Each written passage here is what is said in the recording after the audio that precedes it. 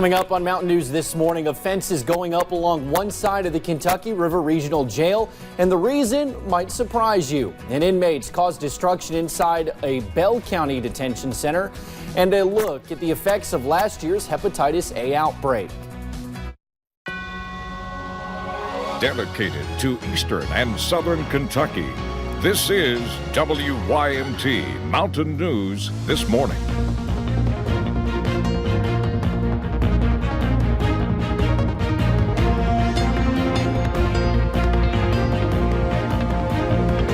Good morning. It is 4:59 on Thursday, May the 2nd. I'm Will Puckett. Thank you for tuning in to Mountain News this morning.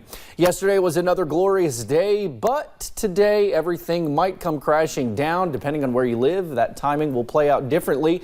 Brandon, it's going to rain, but when are we expecting to see most of that rain? Some of our neighbors to the north are already seeing some of that this morning, but for most of us, we'll get a break for most of the day. So take the rain gear with you. You'll probably need it more toward this afternoon and this evening. Let's take check live pinpoint Doppler radar right now across the area. You see those showers and storms up to our north, up toward I-64 and up toward basically Lawrence County into Cabell County, West Virginia, and Ashland there, Boyd County. But for the most part, everything is north of us this morning. Temperatures in the 60s and 70s still this morning, so a mild forecast. But as we go into the afternoon hours, we'll see those chances for showers and storms start to increase, and some of those storms could be a little bit on the stronger side. We'll talk more about that coming up here in just a few minutes. Will? All righty, Brandon, thank you. Well, this morning we start off right here in Perry County. Last year, Kentucky endured one of the worst hepatitis A outbreaks in recent years. Case numbers spiked across the region, food workers diagnosed, outbreaks in the jails, and even multiple deaths. But the effort by local health departments has been paying off. WYMT's Connor James talked with officials about the decrease they're seeing in the disease. The numbers slowly grew during the summer until the outbreak spiked. It peaked in November, and then December was just a little drop off. Scott Lockard with the Kentucky River District Health Department was at the forefront when cases of hepatitis A were increasing across his district.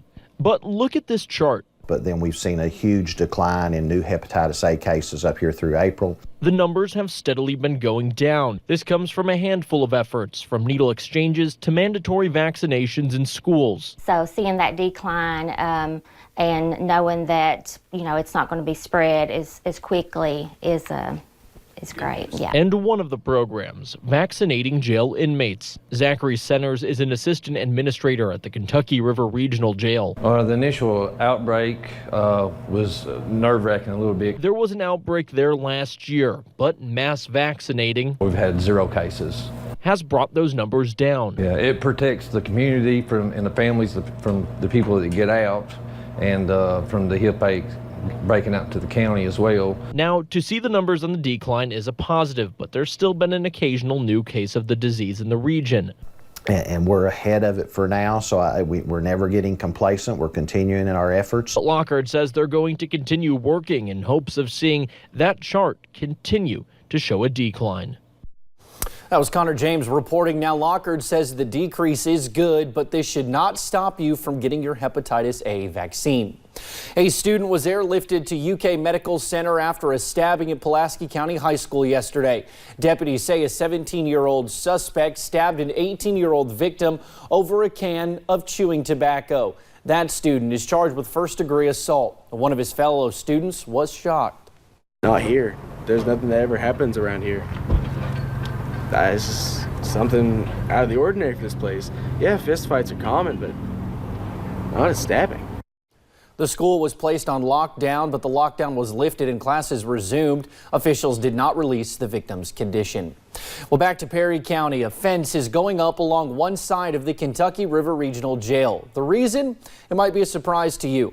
People are literally drilling holes into the side of the jail, trying to smuggle drugs into the inmates. Administrators at the jail say this is because they have basically stopped the flow into the jail with various searches and procedures. But this fence is the next step in security. And the reason we had to do this was because we've had outside folks come in and try to drill holes into our walls to smuggle drugs and other contraband in. We've got a pretty good hold on the drug problem that we had once here. And the inmates are, desperate to try to get drugs into the jail. There are multiple holes in the walls where people tried to do this. They hope to have the new fence up in less than a week. Meanwhile, some scary moments yesterday after multiple police agencies were called to the Bell County Detention Center. Jailers say there was a, quote, inmate disturbance. Jailer Gary Ferguson says the incident started around 2 Wednesday afternoon.